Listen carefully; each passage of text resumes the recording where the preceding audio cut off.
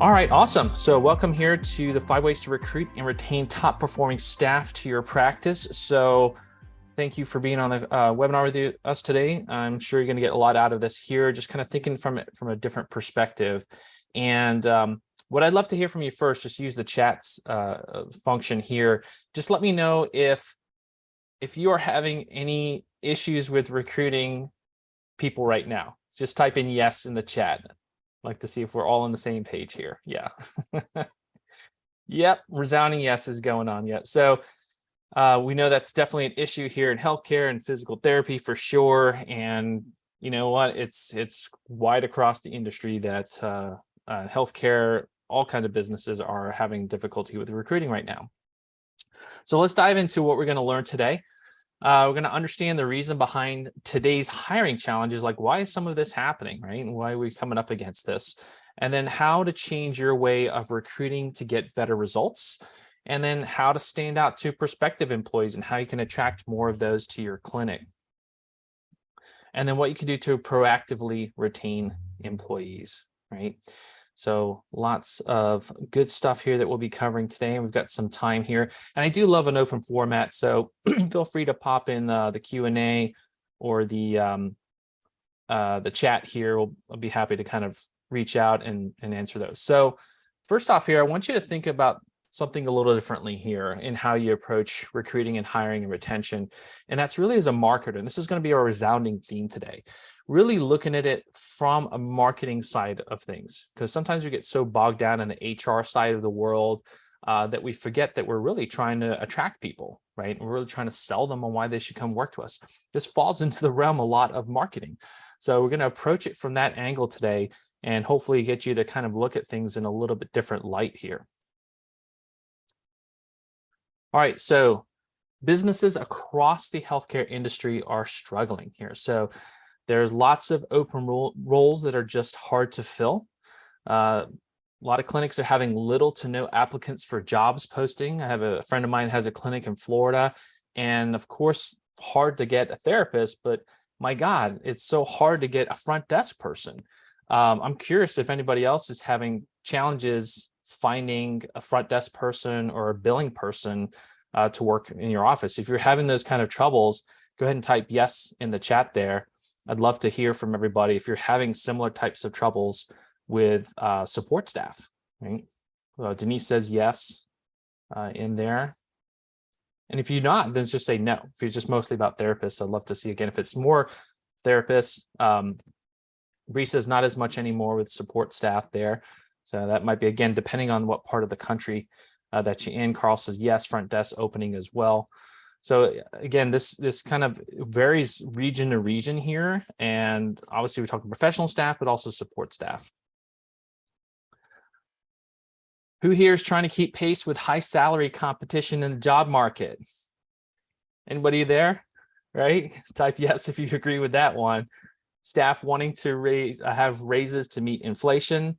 You know, that's a given, right? Everybody's having to meet costs going up in standard of living, right? So staff's wanting to increase their pay in order to meet that. And then staff actively searching for job opportunities outside your practice. Like, who's worried about that, right? Who's worried about their current staff getting poached or actively searching for job opportunities are out there? So again, Denise said they had to increase their pay for front desk by $2 to $3 per hour. Yeah, that's very, very common. I've been hearing that a lot there. All right, so we've got a lot of challenges there, right? But here's some of the why. 37% of the US workforce changed or lost their job in 2020 because of the pandemic, right? That's a huge chunk of the US population workforce that lost their job or changed it, right? So due to the COVID-19 pandemic, more than 1/3 of US workers either changed or lost their jobs in 2020. That's roughly double the typical amount recorded over the past 2 decades. So in 1 year, that changed compared to 20 years, right? So there's a massive upheaval in our workforce, and we're paying the price for that now, years down the road. So of those 37% of American employees who had changed or lost their job in 2020, 26% had a different job and 11% were unemployed. So that's why we had very high unemployment numbers. 26% of people said, I'm just done with this job, right? Or I'm just going to take a lot of time off, whatever it was. We saw lots of that happening in the marketplace. But we know in the therapy world that prior to the pandemic, there was definitely a shortage of professionals in the rehabilitation industry many years before COVID, right? I can remember in my practice, and I sold my practice 12 years ago. So like 15 years ago, it was hard for us to get therapists, and we had to come up with all kinds of ways for recruiting and hiring to get people in. I'll share some of those stories as we go along here, but gosh, that's 15, 20 years ago, right? That we're still having, challenges with finding people, and it's just gotten way worse. So here's some stats for you. In 2020, there were 239,200 physical therapy professionals. In 2030, so by the end of this decade, there's going to be a 21% growth rate. That means another 49,000 new physical therapist positions are needed. There's a huge demand out there, and there's lots of professionals that need to fill that. We're already short, right? So is this problem going to go away anytime soon? Definitely not. So you have to really change the way that you're operating here, your practice, to become the ability to attract people, right? It's going to be a fight no matter what. We just don't have enough people, and there's a lot more job openings than there are people. So here's some interesting stats for you here, and tell me what you think about this. So the average American worker has 12 jobs throughout a lifetime. If you think that's, to me, that was mind-blowing, right? That was kind of crazy. So, if you think that's crazy, just let me know in the chat. Does that seem believable? You guys have seen some of that? US workers have an average tenure of about 4.1 years with a single employer. So this stat here is constantly changing. My opinion, for the foreseeable future, I see this number going down, right? I've done a lot of interviews over the last couple of years, and I can tell you from experience that the amount of time with people, the resumes that I'm getting in, the amount of time that I'm seeing, that shortening and shortening and shortening, where they've gone to another job. Greater than 65% of American workers are actively searching for a new full-time job right now. And some stats out there are saying 85%.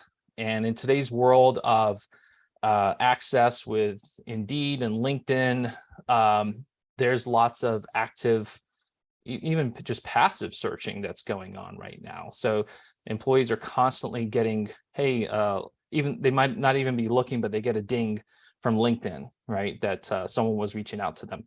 And there you go. Now they're in that cycle. So here's some median years of tenure with current employer by industry. So this is lots of different sectors. But if you look in the education and healthcare, it's actually lower than a 4.1 average years on the job. It's 3.8, right? So we have to focus a lot on employee retention, also the recruiting side of things to replace lost employees, but it's just a given that people are going to cycle out of your business more commonly in less time, right? All right, so let's look at some attitudes to work have drastically changed post-COVID. Do you guys think that this has changed too? People are focusing more on purpose, and what they do has meaning, right? We saw that a lot in like corporate, when a lot of corporate businesses lost a ton of employees because they weren't there for the grind anymore. They wanted to be part of something bigger. We see that a lot in what people say. They want to be part of something bigger. So you really have to show the purpose of your practice and get people to buy into that more. And definitely people are not as willing to wait for change. I've definitely experienced that with our team as we've grown throughout the years, and especially since COVID. People want instant results, right? And they want to have opportunities for growth right away. Gone are the days of waiting 5 years in your job to work up to a manager, right? So that's something for us to definitely consider, that the attitude has changed.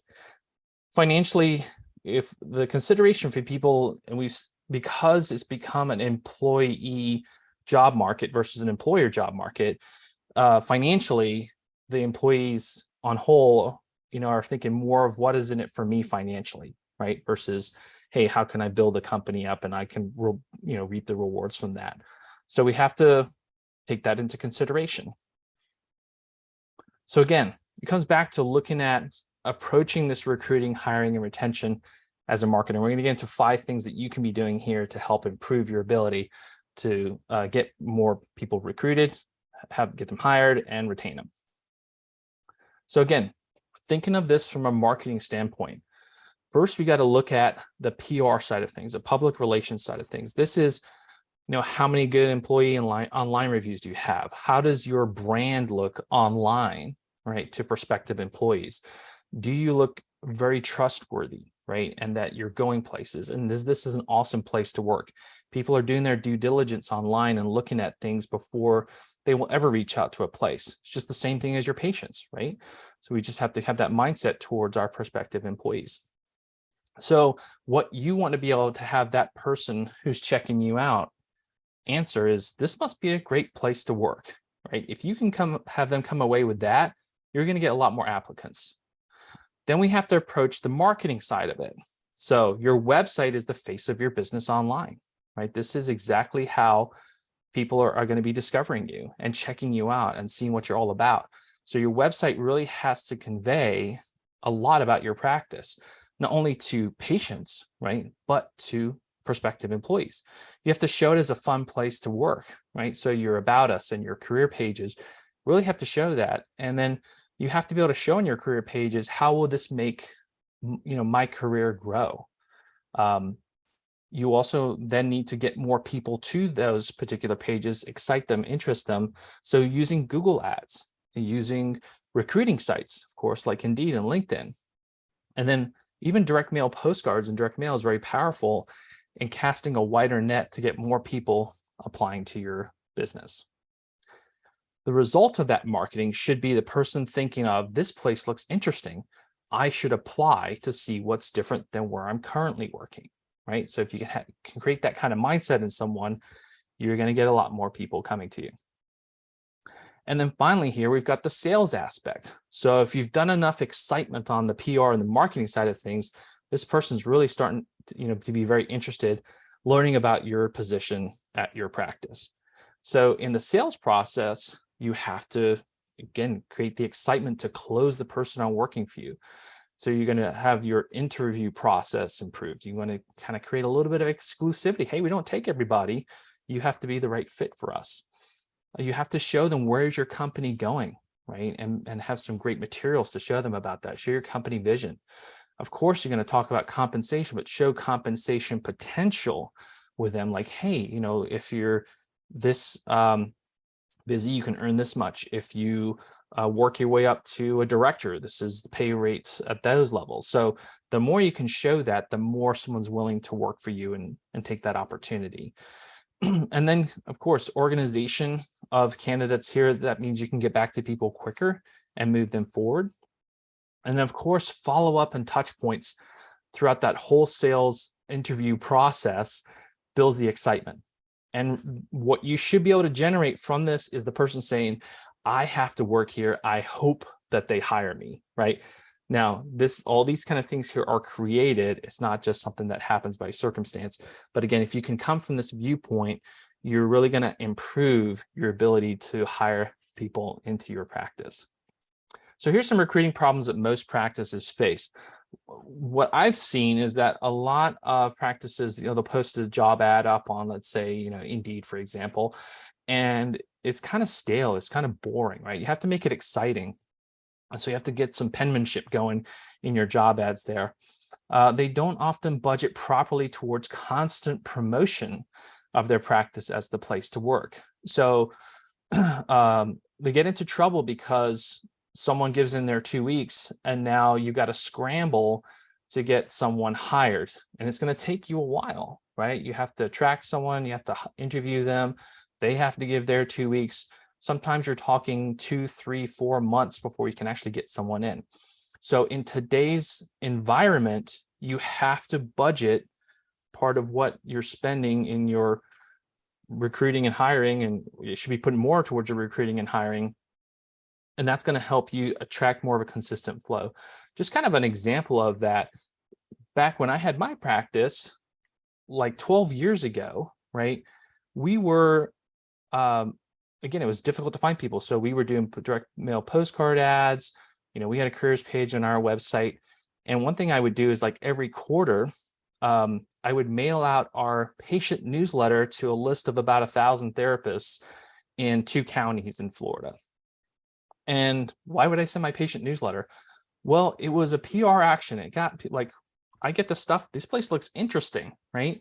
So it was I would spend that money, right? Even though I didn't expect an immediate return on it.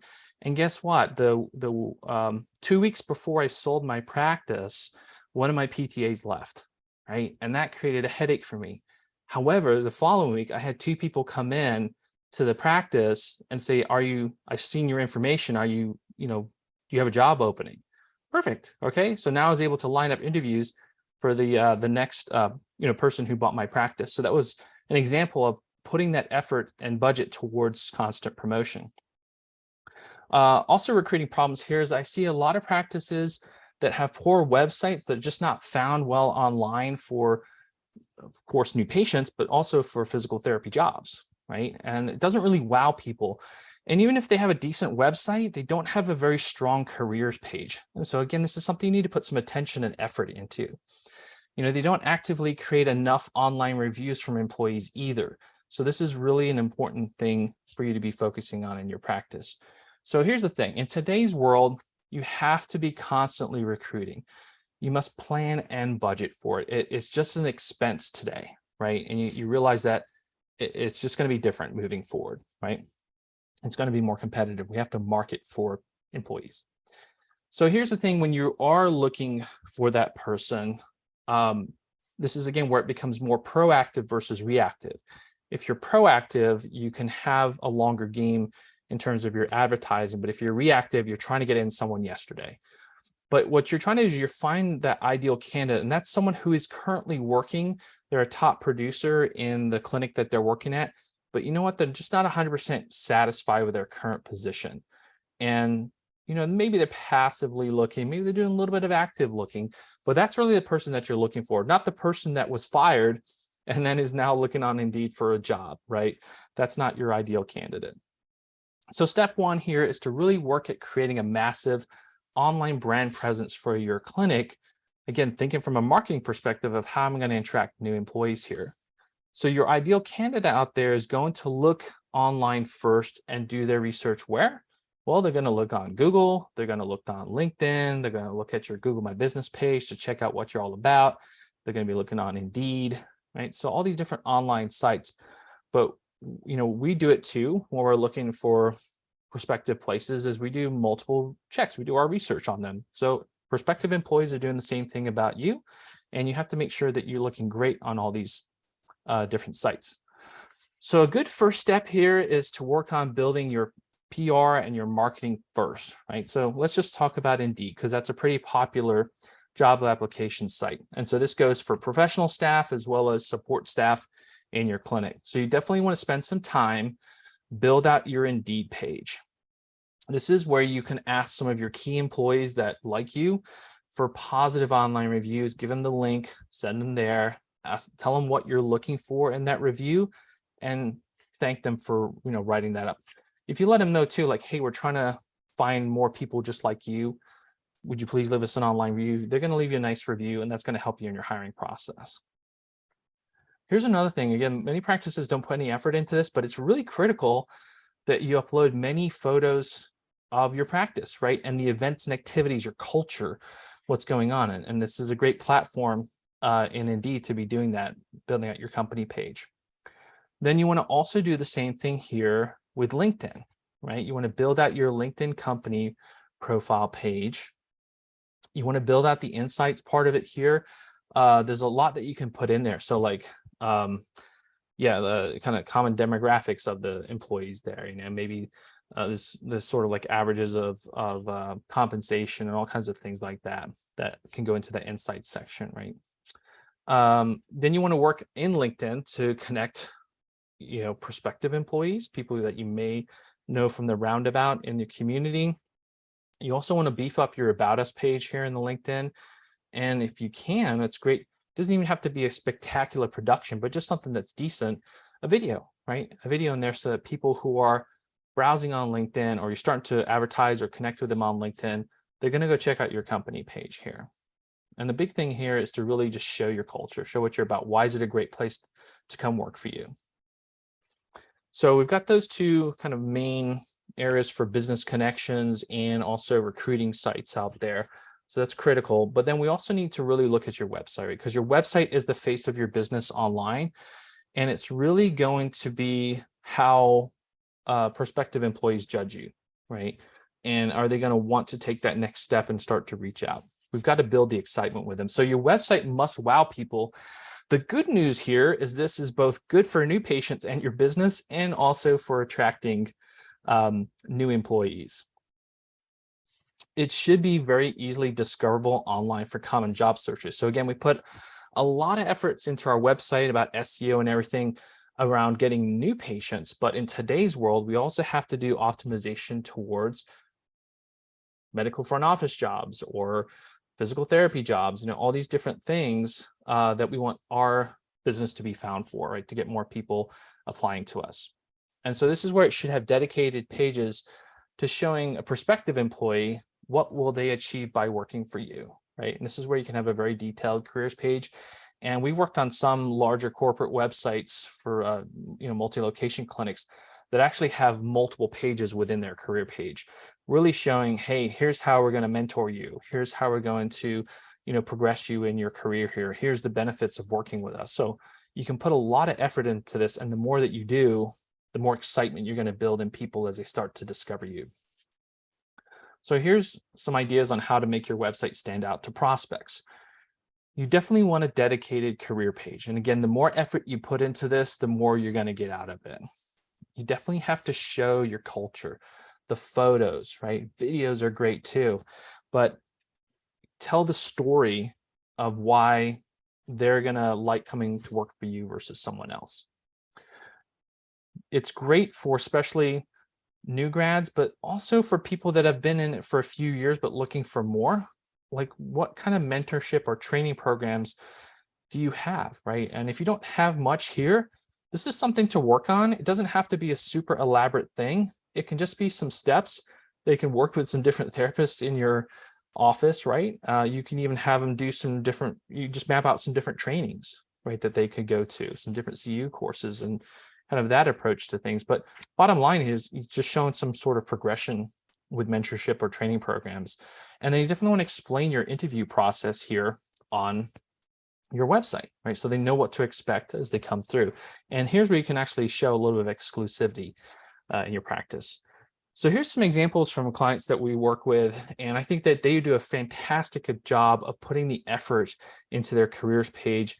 And you can see that they put a lot of effort too into their team, events that they do with a team, taking pictures of that, right? And making sure that that is marketed, right? And because they've done this, they still have challenges hiring people, but they are getting applicants in and being able to move the needle there.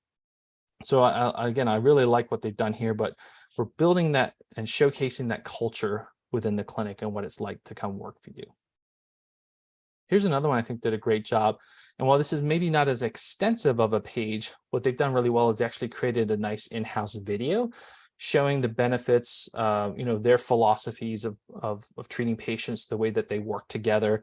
So a really great video that they put together. And again, showing some pictures of community events and things that they've done together, as a culture. So I think they've done a wonderful job for this. It's also great to have that accolade of best places to work. So that's something that you can certainly apply for. It doesn't take that much effort to do that, but those little accolades you can tie into your marketing. And again, that attracts people there, makes them start to think, All right, this is our website here. And I just want to take a minute here just to show you what the effort that we've done into this. And so in the digital marketing space and marketing space, it's extremely competitive for jobs right now. And it takes a lot of recruiting and retention to get people into the business. And that's just par for the course. In the PT world, yes, ultra competitive too. Digital marketing is the same thing, right? Super competitive. But this is just our practice. I encourage you to check it out. It's practicepromotions.net/careers. And on here, you can see, again, we take a lot of pictures and things from our events that we do with our staff. We put effort into our staff, right, of training them and giving them opportunities here. But we want to show that too in our careers page. And this page actually helps us a lot as people find us from job ads on Indeed. They'll definitely come here. Oh, I checked out your page. I really loved it. You know, they mention that all the time, right? So the same thing for your potential employees out there. And again, we'd kind of just show them what are the main benefits for here. We have open positions, so that's like deeper pages within this part of the careers page. We talk about our rockstar lifestyle, what it's like to work with us, right? Our core values. These are great things to map out. And of course, benefits, right? And then here's how our remote interview process works, like what to expect through that, right? And then testimonials from employees. So it just gives you a perspective too, in terms of what you could be working towards your career page on your website for your practice. Cool. All right, so let's jump in here to maximizing your online discoverability. So you've worked hard at building these things out, obviously creating good PR there. And now we're going to start working on the marketing side of things. So here's the thing, the more spots on Google you can have, the more authority you're going to create with that person who's discovering you. So we want to look at it from a search engine optimization, which is how you'd rank in maps, and then also the organic section here, which is how you rank in the top 10. And then we have search engine marketing, which is the ads section. So it's typically the top part of Google, but also there's some ads in the top part of the local searches. So the good thing here is, again, this works exactly what we want it to do for new patients, right? Getting new patients to discover us, but it also can work for how we get prospective employees to find us, especially for physical therapy jobs. So we can do the same thing here and optimize SEO for physical therapy jobs and do some search engine marketing for physical therapy jobs too. And now you can get in front of people that are kind of actively searching out there, right? But not quite ready to like look at a job ad. All right. Now in Google My Business, again, this ties back to it's very good for new patients, but it's also very good for finding prospective employees. The key with Google My Business here is you really, again, have to show what it's like to be there, right? And you want to show that to patients and you want to show it to prospective employees. So if you don't put enough effort into your Google My Business, as far as pictures and imagery, you're not going to get as much out of it. So definitely put a lot more photos in here. And you can see this clinic, again, does a great job with their career page. We've done some Google ads for them, but they've also have 213 photos on their Google My Business. So they're really rocking it from that perspective. Also in Google My Business, you're not only doing the description part of it that's SEO optimized for new patients, but you could also optimize and put in a sentence or two about, you know, we attract, you know, the top physical therapists. And if you're looking for a physical therapy job, that's SEO, right? Then this is the right place for you. Also, a good thing here with Google My Business to get it ranked more is just blogs posted from your website to Google My Business. You could even write a blog on what it's like to work there and tie that into your Google, you know, your whole, even back to your career page, right, from your blog. So, and then that can tie into your Google My Business. So again, lots of opportunities with that. And then the key thing here is not only are prospective employees going to look at what other employees' reviews are of your practice, but they're also going to check out what are the reviews from patients. What do patients say about coming for help there? So again, this is where you want to be putting a lot of effort into getting more Google My Business reviews for your practice, which is a great practice for new patients, but also helps with getting employees to come for you. Also, here, making your website more search engine friendly. This is, as I mentioned, a good benefit for new patients as well as attracting staff. So the career page is really a great page to not only showcase what the culture is, but also the content on there can really be geared, especially SEO wise, for physical therapist jobs or physical therapy jobs. Or again, for other positions you may really need filling, like medical front office jobs. So if you can definitely tweak the wording and some of the other aspects in the page, like on the back end for coding, to be more SEO friendly for these particular things. And again, now you can get your clinic to be more discovered online for those kind of common search terms for careers. Also, something kind of more techie here is the structured data on your career page that can be optimized for searches too. So we could break that out into certain categories, and that'll show up. If you've ever seen a Google search, there'll be the the career page listed, but there'll be some other sub kind of pages underneath that, or kind of subcategories of it, and that's called structured data. So here's the cool thing, right? And this is that Elliott Physical Therapy. Again, great job that they've done working on their page. We've kind of helped them with this too. But from an SEO perspective here, you can see, hey, guess what? For physical therapist jobs in their area, now they're now competing with Glassdoor and Simply Hired, and they're ranking their clinic there on page 1 for that careers page. So very important to do that.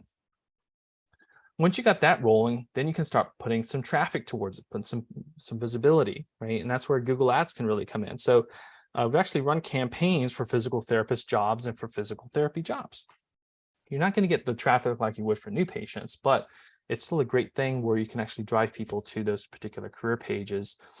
And the nice thing too with Google Ads is it's more active in the way that you're going after certain regions around you. So let's say with search engine optimization, you might only be able to rank 3 to 5 miles away from the clinic, right? But with Google Ads, you can have a much wider radius around the clinic, or you can target certain zip codes. And this way you can actually get in front of a lot more people from a much larger distance than you can just with search engine optimization alone. The cool thing here is that the ads, you'll actually be ranked more at the top of Google. So you can actually beat out Indeed or ZipRecruiter ads, those kind of things, because you're paying to be ranked up at the top.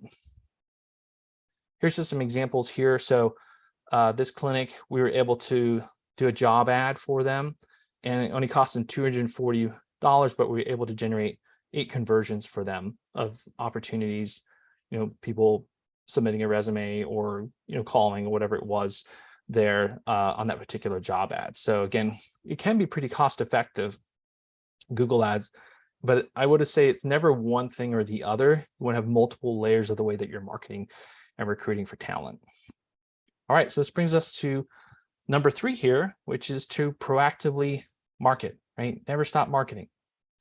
So I'm curious here, just let's take a break and let's just jump into the chat here. I'd love to hear from you if you consistently market for staff. Do you do direct mail? Do you do job ads that are more proactive versus if someone leaves? I'm just curious. Go ahead and shout out in the chat if you do that. And if you don't, just say no, right? Love to hear that too.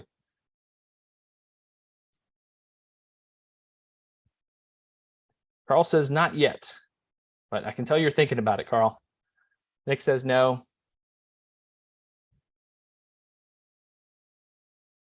Yeah. All right. So that's the thing, right? We tend to be more reactive as a practice owner than proactive, right? When it comes to hiring. And so again, in today's world, we've got to change our mindset to be more proactive. Cheyenne says here that they market year-long for PTs. I'm sure in today's world that's definitely going on, but that's a great, I hope that again, it's more proactive with that. I think it's a great philosophy here. So if you're constantly marketing for staff, that way when someone leaves, ideally you have some sort of relationship, some people in the pipeline that you have ready to go, or that would be a shorter cycle than starting from scratch, right? So that's really the idea here. And this is where, again, you have to put a little budget and attention into being more proactive with it, because it will cost you a lot more to wait until the last minute to place ads and try to replace someone. And there's a lot of things that are intangible, like the certain lost revenue or the strain on the team. Those kind of things are definitely, cost, sorry, not cost, but revenue drainers, right? So you want to be proactively marketing to attract people who aren't necessarily looking. And this is really the long game here. So you want to build an email list of prospective therapists out there. You want to try to build connections on LinkedIn, so connecting with local PTs. And then you want to be able to post content regularly on social media, Instagram, Facebook, places where those therapists might be browsing in their off time.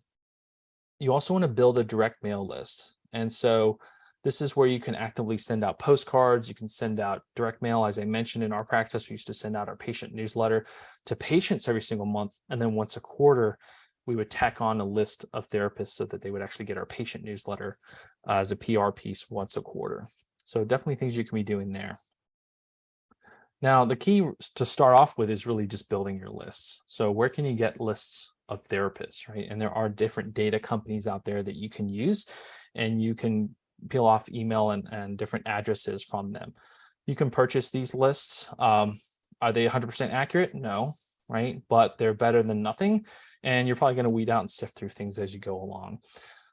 The APTA also has lists that you can rent. I'm not sure if you can break it down by state or different things there.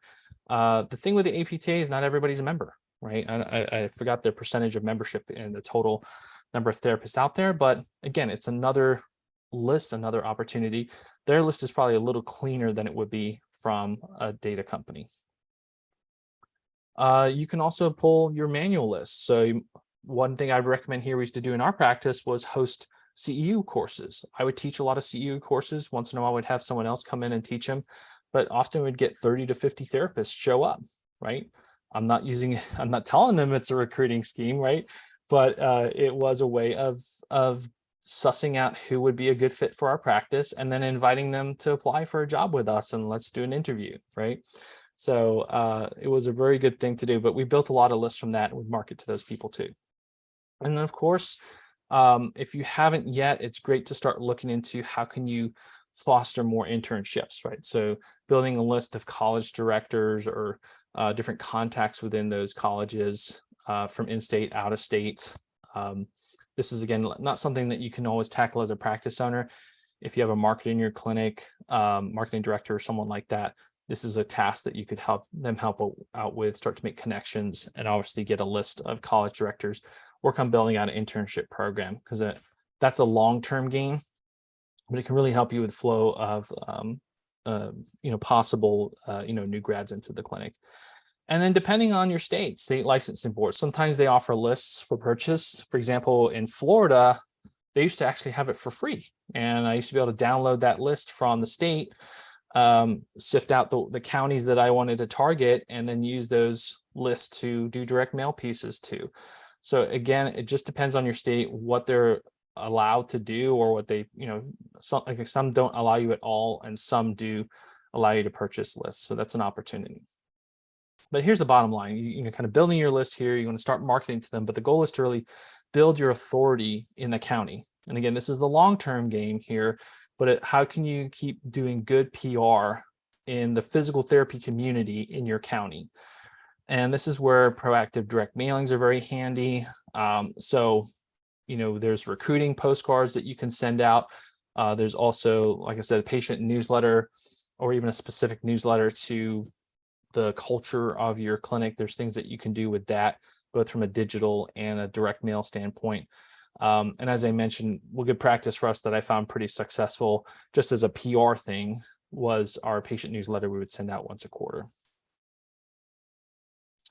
All right, so step forward here is looking to improve your interview process. So ideally, all this work that we've been putting into our PR and marketing side of things is generating us a good pipeline of potential applicants, right?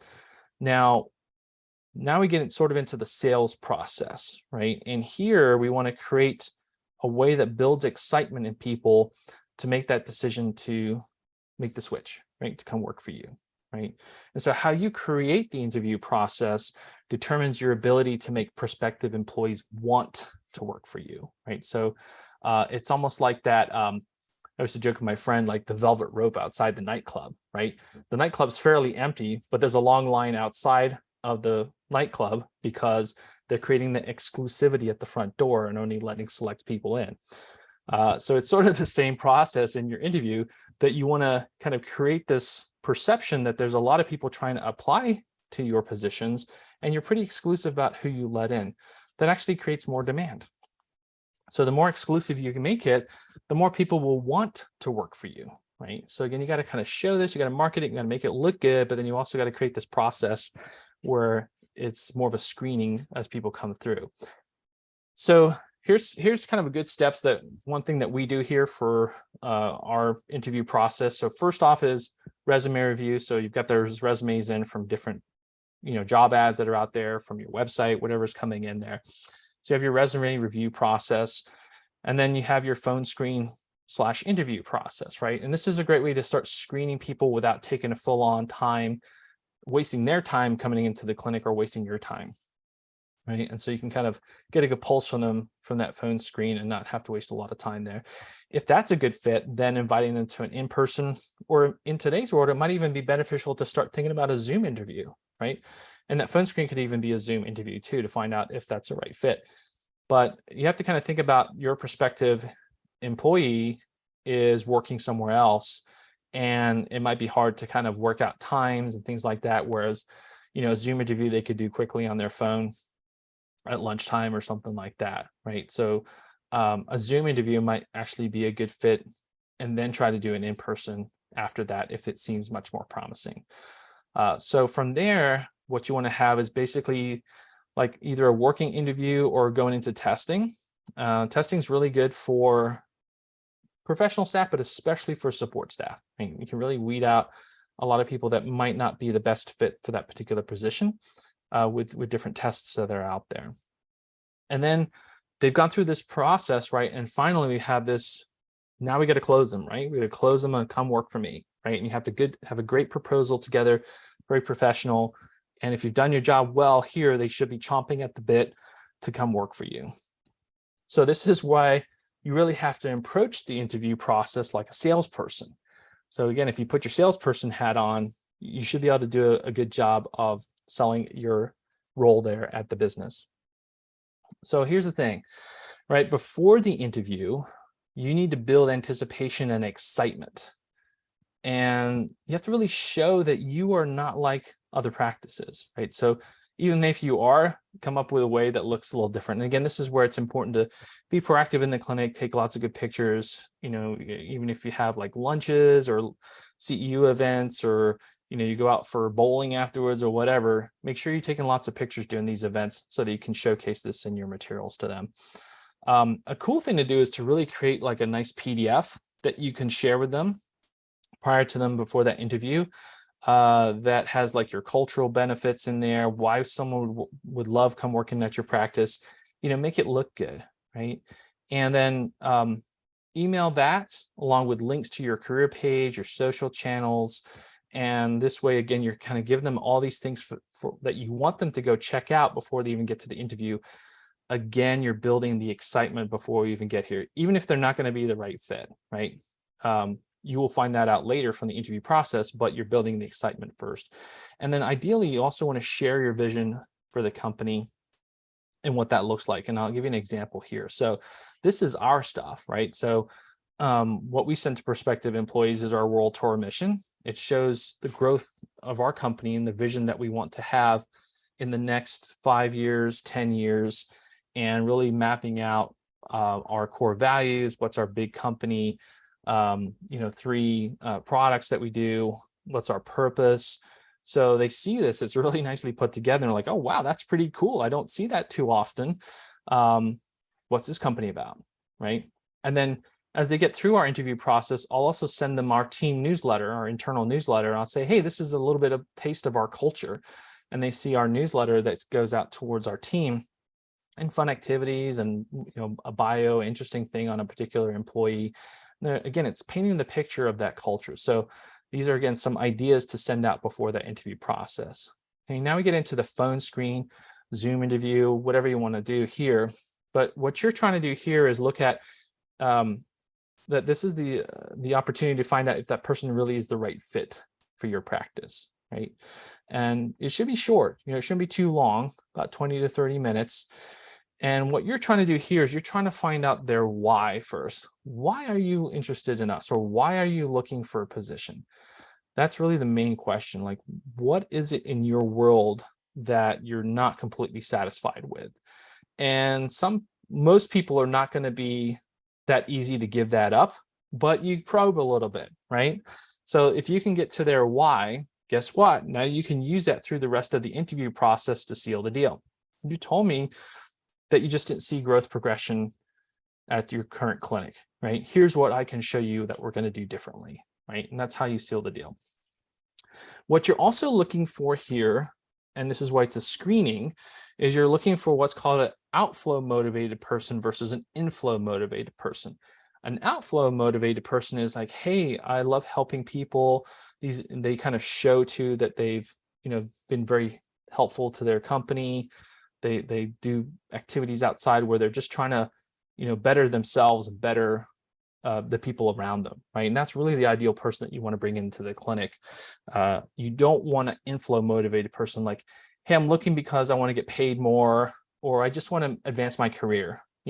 I'm job hopping because I want to better myself and not anybody else around me, right? Does that make sense? So that's what you're really looking for in that screening process.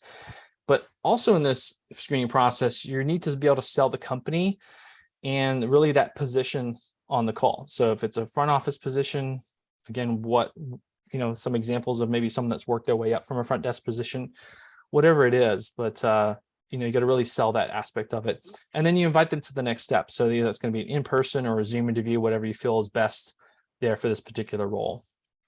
So during that next phase, that in-person or that Zoom interview, you definitely want to look professional. And if it's on Zoom, make your background professional. Make sure the clinic's tidied up if they're coming in. So, and then tell all your therapists, right, and other staff, like, hey, so-and-so is coming in, let's make a good impression. Make sure you welcome them at the front desk. All those touch points make a big difference in someone's, perception when they come into work for you. And one thing we would do in our clinic when we had someone coming in for a job interview, I would tell all the staff, like, someone's coming for a job interview, let's be on our best behavior. Let's welcome them nicely. And front desk would be like over dramatic. Hey, so great to see you, everything.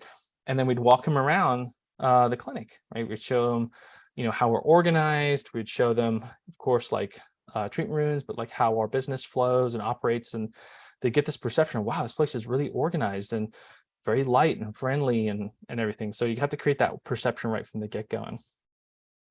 The key here during the interview process is for you to be confident and very interested in them, right? And what their growth is going to look like, right? What they want to have achieve in their career.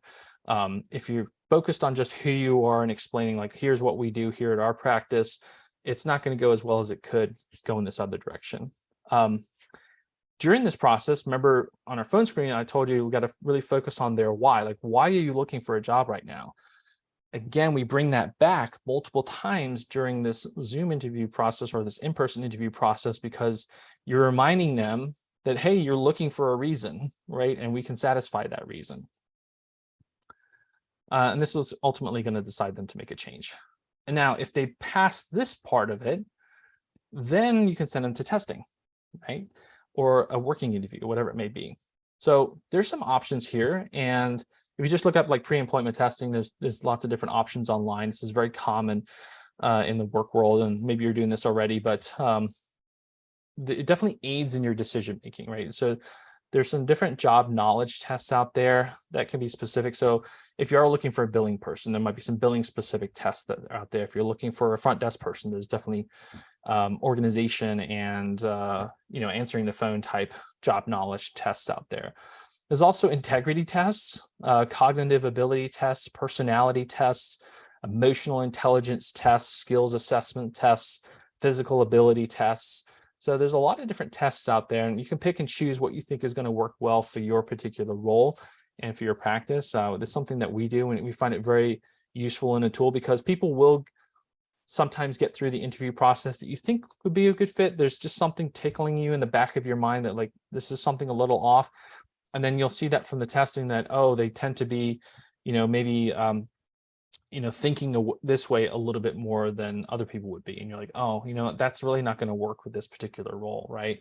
So it kind of validates some of the things that you might have been seeing in the interview process. And again, it's not the definitive, if they don't pass this, they don't get anything. It's just part of the examination of the candidate as they come through.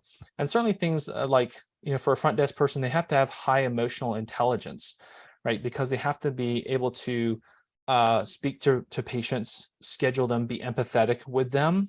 And people who are emotionally intelligent are very good at that, right? And so that can really help you with, handling cancellations and all kinds of things across the front desk, right? So you can definitely use different employment testings to help you through there. So if they pass that, then now it's time for that final stage. And this might be the in-person, the working interview, again, depending on the type of position that you're going through. For professionals such as PTs, it's probably great to say, hey, look, we do a working interview, have a few hours with them.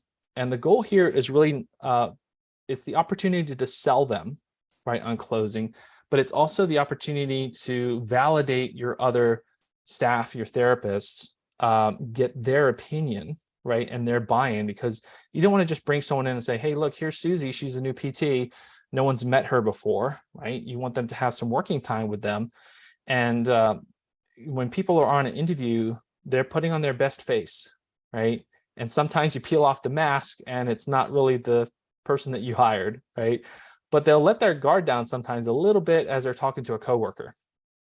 So then your other teammate will come and tell you, hey, you know what, so-and-so is kind of something a little off here, right? So you can kind of take that, and again, that can give you some guidance in terms of, is this a good fit for the clinic? Because it's not just a good fit for you, it's a good fit for the team. This is where you definitely want to coach those PTs beforehand. They need to sell the job, but you're also asking them for an opportunity to give you feedback on if they do or don't like the person, right? So again, that helps with staff retention because they feel like they're part of the company and that they definitely perceive this as a team atmosphere. It also shows the prospective employee that your practice is very organized, right? And you can have these opportunities throughout there to show kind of maybe a process that you have in the way that you evaluate people and treatment progress for certain diagnoses. There's all kinds of things you can do with that. And then, from that working interview, part of it is that final interview, but basically the final interview, by then you've already made up your mind, your team's on board. Now it's presentation time, right? Let's seal the deal on closing that job, right? So at that final interview, we should have everything ready to go, right? Contracts, compensation plan, benefits, like everything that's going to work out for them to seal the deal. And this is the key thing. At that final interview, you're going to lean heavily on their why, right? And then you're going to show them how you're going to fulfill that itch that they have, right? This is going to help you show the path to professional growth. And this is your opportunity to do the final review on a comp plan, right? And show them progression, not only just in their abilities, but also in their earning potential, right? And this is very key. You got to show that room for comp growth. And also, how can you do bonuses based on productivity? So here's another point here. I'd love to hear from you guys. So just type this in the chat. If you do additional bonuses for your therapists on top of their salary, just type in yes in the chat. Love to hear from you. Bree says yes. Nick says yes. Chuck says yes. Fantastic. Great to see that. I love it. Awesome. Good job, Carl. Excellent. All right. So yes, we should be doing some sort of bonuses there. There are some tools out there. One tool that we use is called PayScale. It's gonna be a little bit expensive, but there's all kind of free ways you can go about using some of these tools here. But this has been pretty handy in helping us become more market competitive for certain jobs. And what's great here too is you can show the employees what you're paying compared to market, right? And this takes survey data from online as well as from other companies that submit their data to PayScale. So you can actually have a pretty good sample size here of what the income range is. You kind of build out these jobs here. So you can show them like, hey, with bonuses, this is kind of what I would love for you to make. And then this is sort of the range of what's out there right now. And as you can see, we're very competitive. We're above the 50th percentile of what people are paying. And then what we do is we also map out per role a compensation sheet here. So they can see, hey, I'm in this particular tier, but I've got room for progression here, and show them a range of their bonus capabilities too. So again, I find this very valuable in showing growth opportunities within their role for compensation, and something you can easily map out for your therapist, maybe your front desk and billing, whatever that may be. So here's a key thing from all this effort here is that we can be in a position now where sometimes we can be a little desperate, right? We're trying to hire people, feel a little desperate, and you're going to kind of let someone in that you maybe shouldn't have let someone in, right? But here's the thing, is a bad hire will cost you more. And I've made that mistake before in the past multiple times, and I keep trying to learn from it. But sometimes people sneak in, but sometimes you do say, hey, you know what, looking back, maybe it wasn't the right fit, but we really needed someone. But that's the thing, is if you do hire someone that isn't the right fit, they're going to cost you a lot more. They're going to make other staff leave. They can give you lots of headaches. They could give you all kinds of legal trouble. I mean, whatever it could be that could occur. It's definitely better to make do and kind of cope with what you have while you're trying to hire than bring on a bad fit, right? So just a word of advice there. All right, so we've talked a lot about recruiting and bringing people in here, and I hope you're starting to think now in terms of a marketing and a salesperson at approaching this, and I think it'll really help you out in your practice. But here's some keys to retaining staff. So from a Gallup poll here of over 13,000 US employees, here's what they listed in this survey of what was important to them as an employee, right? So first and foremost, a significant increase in income or benefits, right? So 64% of surveyed people said that was very important to them. So guess what? We have to really take a hard look at compensation for our team. And again, if we can map it out clearer for them, the more agreement that we can have between the employee and the employer. Greater work-life balance and better personal well-being. 61% said this was very important. Again, we've seen this since COVID. People changed their attitude. It really made people take a look at what, do I want to work myself to death? No, people want to have more of that work-life balance. And so again, that's something you really have to look at your structure in your clinic, right? Your schedules. What kind of flexibility can you build into the schedules, right? The ability to do what they do best. This is, again, like, where can I develop you as a professional, right? And let me map that out for you. The clearer that is, the more people are likely to stay. Greater stability and job security. So this comes back to, like, if they feel the company's growing, they feel good about that. If the company's shrinking, they don't feel so good about that. Organization is diverse and inclusive of all types of people. So that's definitely been more on the mind of people today. So again, in terms of top ranking, I would say 1 to 5, 1 being the top most important things to focus on here. So let's talk a little bit here about compensation strategies and some ideas towards retaining people this way. It's great to see people shouting out that they do have bonus plans. So that's really important to have performance-based bonus plans. I'd be curious to see, sometimes out there, the common thing I've seen is about a 90-10 split. So 90% salary, 10% bonus.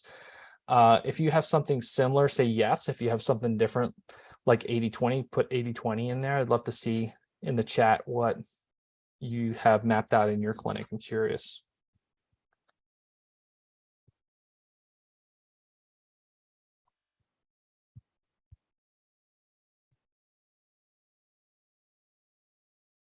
Anyone want to fess up?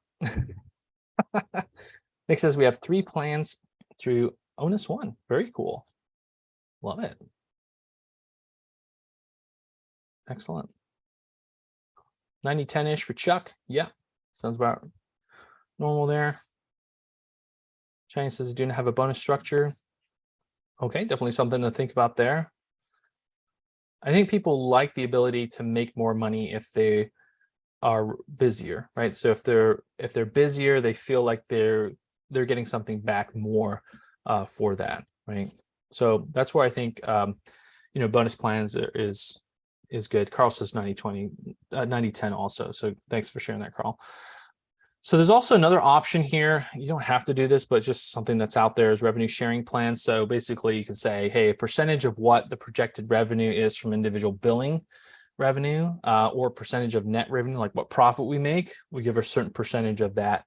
Maybe it's 10% towards the staff. So like if you're at a certain level, you get that, portion of that 10% and it's distributed across the staff. So that's a different way of doing it too, versus just a 90-10, fix on there. So for example, there you could have 20% of net revenue goes into a pool of bonus money, and then dependent on performance, that gets distributed to the staff. What this does is actually pushes people more from a profit perspective. So they're going to think a little bit harder about not just volume of patients coming in, but how am I billing for them, right? And how am I structuring my treatment plan to get the best outcome for the patient, but also billing wise for that, and then keeping myself full because that helps from a revenue perspective there too. And then they may look at other things in the business too as costs, right? So it gets people a little bit more focused on the profitability of the business, right? Ultimate goal here is to really show compensation progression with your current team. And so again, there's some different tools here where you can show, hey, we started out here, you increased to here, you increased to here. So, when you get a promotion, when you're kind of adjusting to the market, you can show like, hey, this is where you started and look what you've earned here, over the course of 1, 2, 3, 4 years, right? It's a great thing to be able to show them that. Let's talk about work-life balance here. So you have to be willing to adapt to your staff's needs. And this can be challenging sometimes because we're, PT, we're a service-based business. So we're about hours, right? We've got to have enough hours to treat people, and that's what we get paid for. But we have to have flexibility within there. So it might be something where you have to add on per diem, people to cover, or the way that you just structure the schedule. You can see what that works out for that, particular therapist, right? So some people like a 4, 10-hour days. Some people would, hey, I'll take a 2-hour lunch break and I'll work later. I'll come in a little bit, earlier. As long as you kind of have this agreement, like, hey, we have to have some certain coverage in the evenings for people that need to come in for care. How can we work it out with your schedule? What would you like, right? So you have some flexibility there. And if you show this as a value in your organization, people are much more likely to stay, right? If you say, hey, look, we'll work it out where if having time to work out in the middle of the day and do your errands is important to you, fantastic. Let's work that out, right, in your schedule. And we'll see who else would be able to cover during that time. And maybe they get off a little bit earlier. There's all kinds of things that you can work out with people, right? Also, I'm curious, do you pay for documentation time? I'm kind of curious for folks in here. So just say yes or no. I'd love to hear from you if you do. Okay, we got no, we got a yes, we got a no, nope in there. Okay, gotcha. Okay, so it seems like there's a little bit more no's than yeses on there. And so, I don't have the right answer for that, but I have heard before from therapists that they feel, if they're a little slower, sometimes not everybody's the same speed, right, at documenting, right? So for some people, they could be spending quite a while trying to just wrap up their notes from the day. And of course, we wanted to make that as fast and easy as possible for them. But it's just a consideration. It's something like, survey your staff, like, hey, is documentation, not getting paid? This is kind of the expectation, but is that a problem for you, right? And you can find out, do they, and maybe work something out towards that, right? That there's a certain amount, maybe there's a certain amount of documentation time in the day that's paid for, right? So you can say, hey, 30 minutes a day is paid for in your documentation time. It might be something you're doing already, but just saying it in a different way, means a lot to people. The ability to be their best. So this is where you could lay out a professional growth plan. Again, it doesn't have to be something extraordinary, but it could be like, hey, let's talk about what are you trying to do in your career? Maybe they just want to be a much better therapist. Maybe they have an interest in being an orthopedic specialist. Maybe they actually want to be a director of a clinic one day. Okay, fantastic. You have to map out what's important to them and show that, and then be able to come back to that growth plan on like a quarterly basis, right? They might want opportunities to teach each other in the clinic, right? So if they really like clinical stuff, hey, I want you to learn stuff, but the best way to learn it too is to teach it to others. So from the CEU course, go ahead and we'll schedule a 1-hour CEU training for all the therapists, and you can present, right? Again, for newer people or even people that are really looking along that track, how can you map out a mentorship program with them? Now, this could be clinical, right? But it also could be business, right? Some people want to think about, hey, I want to be a partner one day, or I want to have my own place. Cool. Well, maybe we could think about a partnership way in the future. What would it take to get you there? Right. And so they're much more likely to stay with you if they think that there's a future in that way. Like, hey, if we could open up another location, you could be a partner on that particular location, blah, blah, blah. Right. So in summary here, we got a lot that we went over here today, right? But recruitment and retain, right? And so if we have to think about one, creating a massive online brand presence, right? Then we have to look at how can we maximize online discoverability to those job seekers so we can get more people seeing our stuff. And then how can we proactively market to lists of therapists on a consistent basis so that we're not being reactive, we can be more proactive in our hiring needs. And then how can you improve your selling ability on the interview process? And then finally here, just there's some options there to retain staff by focusing on planning, measure, and showing their progression. Right? So if you liked what we went over here today, I definitely want you to think about how you approach recruiting, hiring, and retention as a marketer. And if you'd like to know more about Practice Promotions and how we help practices with their marketing to attract new patients, attract top talented staff, and definitely stand out from the crowd, learn about our patient acquisition strategy here. This is how we help over 1,400 clinic locations across the US and Canada to grow their businesses. And one thing I commonly hear from our clients is that with their improved marketing, they were also had a little bit easier time of finding people, right, to come work for them. So if you'd like to learn more about this, then definitely go to practicepromotions.net/marketing or just practicepromotions.net. You can request one of our sample kits. We'll send this out to you for free, no cost there, and you'll get to learn more about our patient acquisition strategy, some marketing tips, samples of our newsletters and things that we put out for practices, and more of our digital marketing options. So thank you for being on the call today. I really appreciate it. I'd love to open the floor here to some questions. So if you have a question, just feel free to flow that into the chat there.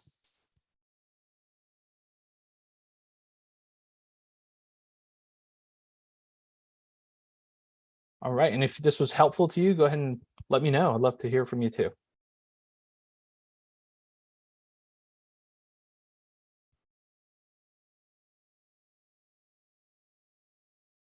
Oh, you're welcome, Cheyenne. Appreciate that. Thank you. I'm glad that you got something out of that today.